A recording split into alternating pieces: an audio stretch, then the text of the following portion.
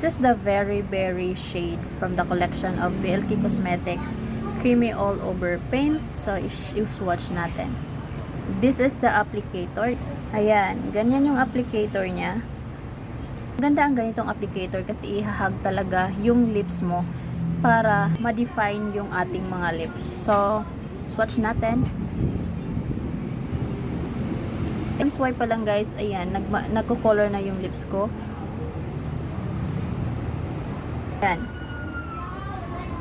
Ito yung shades sa aking lips, but isi-swatch natin dito para makita nyo. Ayan, this is the shades. Very lightweight siya. Super hydrating siya sa lips guys. Ayan, tignan nyo naman yung shade niya. Ang ganda. Hindi, pagkakain kayo, matatanggal siya, but meron pa rin stain or matitirang color sa lips nyo after kumain.